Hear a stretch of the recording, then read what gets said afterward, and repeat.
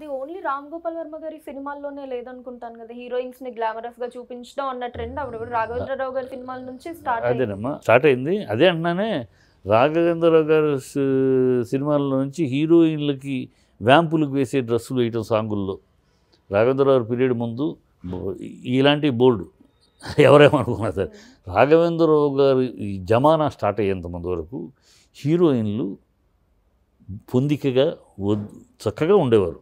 వాళ్ళ హీరోయిన్లు అప్పుడు గ్లామరస్ శ్రీదేవిలు, జయప్రదలు, రాఘవేంద్రరావు రాకముందు అంతకుముందు రాజశ్రీలు, జమునలు, సావిత్రులు చేయలేదా? వాళ్ళందరూ బొడ్డు మీద బొంగరాలు తిప్పితేనే గ్లామర్ అయ్యారా? కాదు కదా.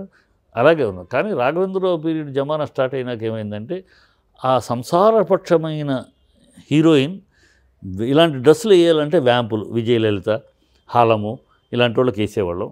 ఆ వ్యాంపు డ్రెస్సులు హీరోయిన్లకి పవిత్రంగానే చూపించేవాళ్ళం. రాఘవేంద్రరావు జమానా వచ్చిన హీరోయిన్ని కూడా ఆ సాంగుల్లో వ్యాంపుల్ డ్రెస్సులు ఏం చేసేసి బొడ్డు మీద బొంగరాలు తిప్పటం అవి సక్సెస్ అయింది.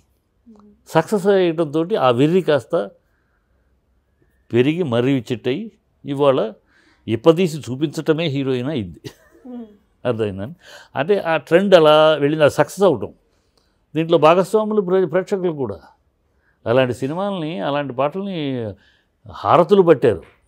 తిరస్కరించడం తర్వాత విషయం, అసలు హారతులు పట్టారు ఆ పాటలకి ప్రేక్షకులు ఆయన తీసిన పాటలు. సో అది అందరికీ మరి డబ్బుతోటి కూడిన వ్యాపారం. సినిమా అనేది కేవలం వ్యాపారమే కాదు కదా, కేవలం సరస్వతే కాదు, డబ్బుతోటి కూడింది. అందుకని ఈ ప్రపంచంలోనే ఏ ఇండస్ట్రీ కూడా రెండు దేవుళ్ళతో ఉండదు.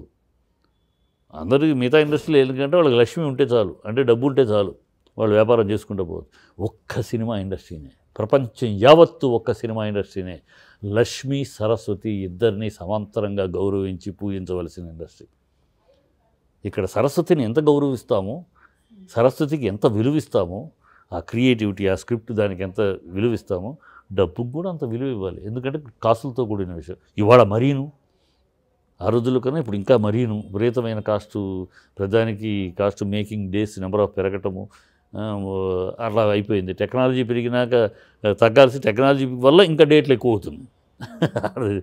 అలాగూ అందువల్ల ఆ లక్ష్మిని కూడా గౌరవించాల్సిన పరిస్థితి వల్ల ఎప్పుడైతే సక్సెస్ అవుతుందో అదే ఫాలో అయ్యారు మిగతా ఆయన శిష్యులు. అది ఆయన కాంటెంపరీస్, అది ఆయన కాంటెంపరీ కోదండరామిరెడ్డి గారు అవ్వచ్చు, బాబాయ్ గారు అవ్వచ్చు, ఆ కాంటెంపరీస్ అదే స్టైలు. ఎవరైనా సరే అది చేయాలి. అది మళ్ళీ ఆఫ్ లైట్ కొంచెం మళ్ళీ మొదలవుతుంది హోప్. ఎందుకంటే హీరోయిన్ అనగానే సావిత్రమ్మ అనేవారు, జమునమ్మ అనేవారు, అంజమ్మ అనేవారు, అది ఇది అనేవారు కాదు. ఇవాళ ఏ హీరోయిన్నా ఆఖరి ఫ్రేజు సౌందర్య, నేను పరిచయం చేసిన సౌందర్యతోటి ఆగింది. సౌందర్యని ఎవరు కూడా అది ఇది అనేవారు కాదు.